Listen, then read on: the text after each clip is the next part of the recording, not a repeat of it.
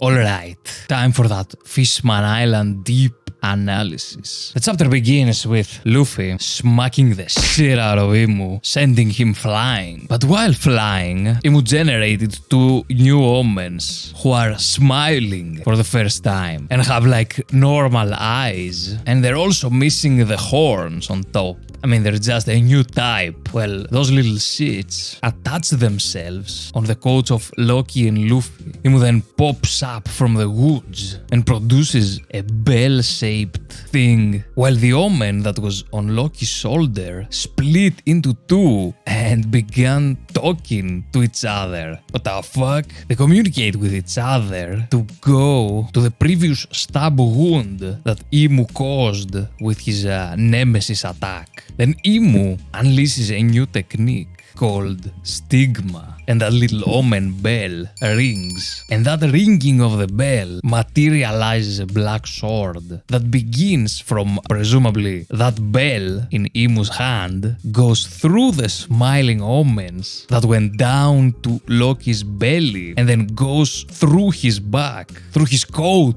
Rest in peace, coat. Now that is a very weird technique, even for this fucker. First of all, let me share some observations, and then I'm gonna try to make sense of this shit. Alright, for starters, we at least know it's not hot. I mean, that black fire thing, from what Luffy tells us. I mean, that's kind of a parallel to what we see a little bit later when Brook and Frankie touch the ice cube that envelops Princess Shuri, and they tell us it's not cold because it's not actually ice, I guess. It's something like magic. So that's a little parallel there. Then Imu creates that bell bullshit, but it doesn't do anything until it rings. And if I understand correctly, the bell rang because Imu moved his hand upwards, right? Because on the panel where he first spawned it, it's like above his mouth, approximately. And then on the other panel when it rings, it's on the same level as his hidden left eye. This technique is called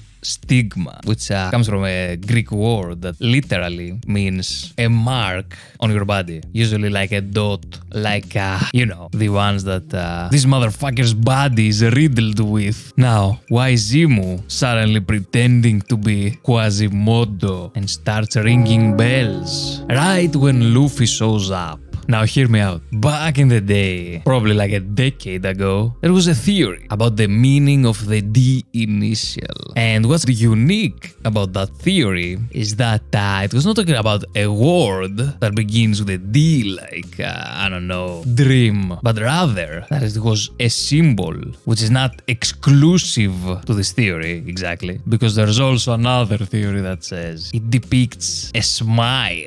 Well, that's for another day, but the theory I'm talking about said that the D resembles a bell, you know, sideways, especially if you include in the picture the two dots that are present, for example, in Luffy's bounty poster, and also in the last panel of this chapter, where it says Saint Nerona Imu versus Monkey D Luffy. If you look at that panel, the D, with this font especially, I mean, does kinda resemble a bell, especially with the placement of those dots, which are in the middle of the D, and not, you know, where it usually is on a text, down below. Well, this is not my theory. I don't even remember from where I've heard it first time, or read it. Maybe it was actually read it. Well, then the question arises. Why the fuck would you have a picture of a bell inside your fucking name?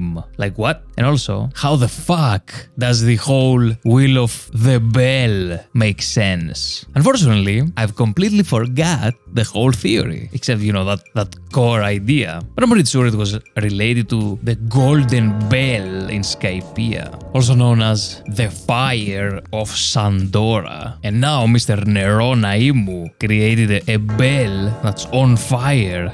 And the name Sandora meant the skull's right eye. And notice that in the panel where Imu created the bell, it's right in front of his right the other eye.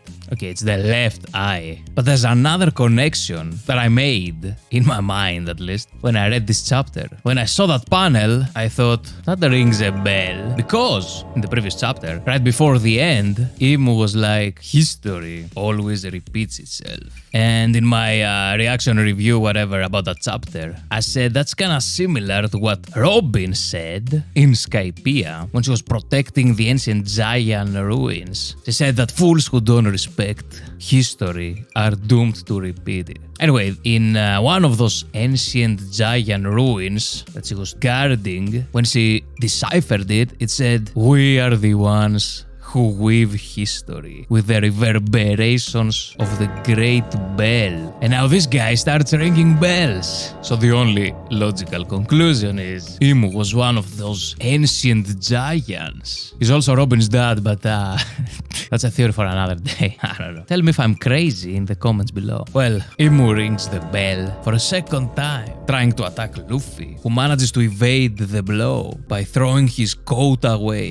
Rest in peace, coat. Along with that smiling black flame. And interestingly, this time, even though the bell, disappeared or became that swirling black beam or whatever, the ringing, is still playing. Unfortunately, I can't read Japanese musical theory, the notes. Well, what we can safely conclude about this motherfucker is that he's very intertwined with music. Because remember in his introduction, when the black beams were shooting down from that massive pentagram in the sky, some tune started playing, and the houses, along with the trees, started singing. That was even before he actually landed on West Castle. It seemed like everything inside that created circle from the black flames, first of all, turned half black.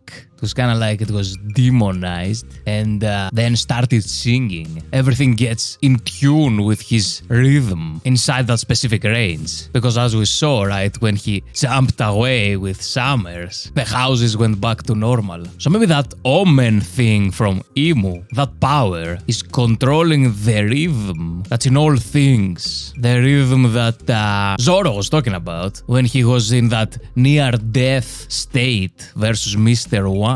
When he said, I can feel something alive in the falling rocks. Something like breathing. The rocks breathing. The trees have a heartbeat. The earth itself. That whole breath of all things, or rhythm. Imu controls that rhythm. Maybe Imu himself is the bell. And we saw what Luffy does to bells, right? Or Bellamy. Alright, enough's enough. Let's talk about Sanji, who's ready to ascend to the throne. He's been Mr. Prince long enough. It's time to become a king. Well, according to Mr. Gyaban, Sanji does indeed possess the traits of one who might awaken it. And by it, I mean Conqueror's Haki. But Sanji's burdened with uncertainty, as Copper says, and he closes with, "You must be a king yourself if you truly wish to make Luffy the Pirate King." That's why it's called King's Haki. As I said in my first reaction of the chapter, that uncertainty that Gyaban is talking about, those doubts, probably are related to achieving one's dream.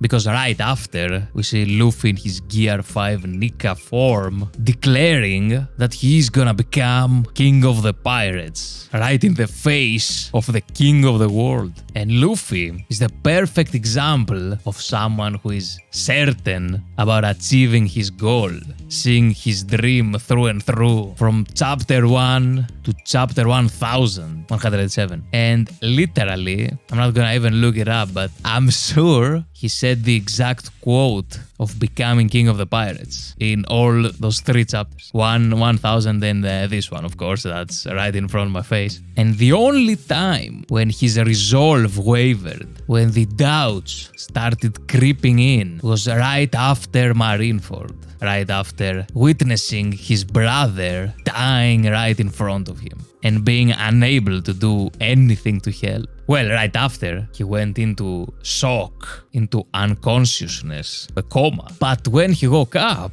after realizing that Ace is actually dead, he said, What pirate king can't protect anyone while crying? Anyway, that was the only time in the whole series that he wasn't 1000% sure that he would eventually become king of the pirates. But his certainty depends on the people around him, on his crew, and their capabilities. And specifically, Luffy said to Sanji in Whole Cake Island, "Without you, I can't become king of the pirates." And that sentiment has been there since Arlong Park, when he was talking to Arlong and said, "I can't use swords, I can't cook, I can't navigate, I can't even lie. So I need those guys. So I need my crew to help through his journey of finding the One Piece, becoming Pirate King, and living happily ever after." But let's go back to Sanji. His dream, supposedly, is finding the All Blue. However, besides that first time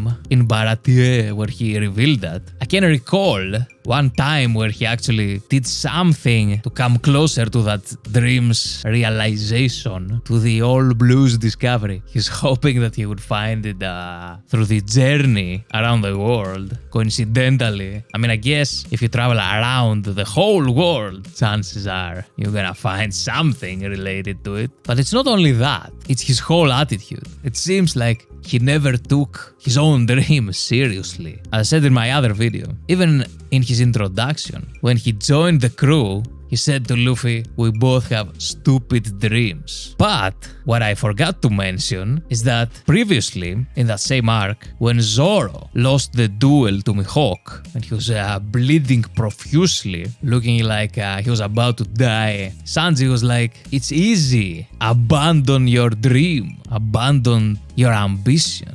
And he said that shit right after witnessing Zoro refuse to take even one step back while he had a knife piercing his guts, because he said, "If I retreat even one step, my ambition, all my dreams will be lost." So he'd rather die than give up. And Sanji's response was, "It's easy, just give up." Now compare that reaction, that attitude, to Luffy's, who jumps towards Mihawk. And of course, Mihawk avoids that shit easily and then asks him, "Hey kid, what is your goal?" And what does Luffy say? His usual catchphrase, with zero hesitation, to be king of the pirates. And even Mihawk is like, "Shit, that's even more difficult than trying to defeat me." But Luffy doesn't give a fuck. And finally we get Zoro's promise to Luffy that he will never lose again until he defeats this guy and becomes the world's greatest swordsman. So he didn't get that discouraged, He just needed to recalibrate. He understood the difference, the vast, humongous, almost unreachable mountain of a task that he has to climb, and yet he makes the oath in the presence of the man that just annihilated him. Anyway, back to Sanji. He did at least take the first step in this arc of starting the journey. But on the way, he got sidetracked. Firstly, in Thriller Bark, during his fight against Absalom, that perverted monstrosity that had consumed the clear fruit, Sanji says, "You're the man who stole my dream." Because when he was a little kid, he saw a picture book with devil fruits, and he was like, even if it meant that I was to become cursed, I would eat it gladly. Because he wished to become the invisible man. Did you forget your actual dream, sir? Well, at least towards the end of that fight, he said that he doesn't give a damn about that dream anymore. Now we can refocus. Well, at least until we reach Fishman Island. Even before entering, Sanji was like, finally, this is the paradise I've dreamed since I was a kid. Maybe he's more ambitious than we thought. He's full of dreams, this fucker. And then he starts bleeding from the nose. And Chopper said, "Oh, he'll die, from bleeding." And Sanji goes, "I'd rather bleed to death while thinking, naked mermaids than live on with my dream unfulfilled." So that was Sanji's equivalent of Zoro's speech versus Mihawk when he said, "I'd rather die than take a step back." That's Sanji's version. Nose bleeding to death. Anyway, after we actually get in, when the crew went to the mermaid cove and Sanji was surrounded by mermaids of distinguished beauty and shit, he started crying and he proclaims, "I finally found it, the all blue." So you see, there's a clear distinction of how seriously Luffy and Zoro take their dream compared to Sanji, all the way from Baratier. Oda displayed the difference in determination. But that's kind of a consequence of the nature of his dream, because it's a lot more vague than either becoming king of the pirates or the world's greatest swordsman. Even if those are very hard, near impossible, treacherous paths, at least, you know, there is a path.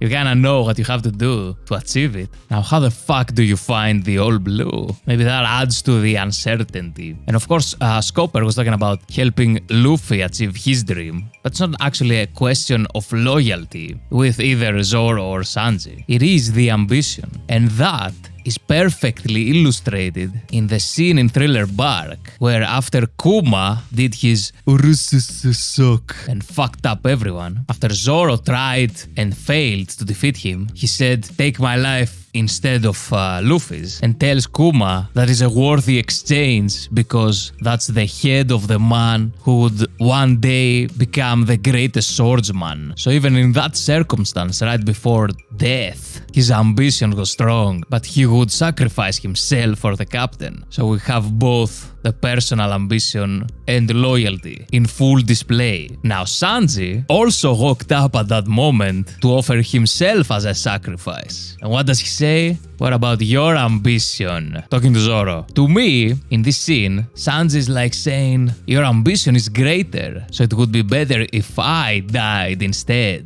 Because right after, when he confronts Kuma, he's not declaring his actual dream, his goal, like Zoro just did. He's saying, "You know, I'm bound to become the most dangerous person in the crew." I don't know if you're top 3, if you consider Robin too. I get that saying, "I'm the man who's gonna find the all blue," is not exactly cool in that instance. But isn't that your dream? Your ambition? What is that vague shit about being dangerous? So I think in that scene, the difference between Zoro and Sanji's ambition is portrayed, while also showing the similarity in their loyalty to their captain. So that's pretty much it. And I'm gonna close with this. Hey Sanji, we haven't heard you say it. Say that you wanna find the all blue. Peace out.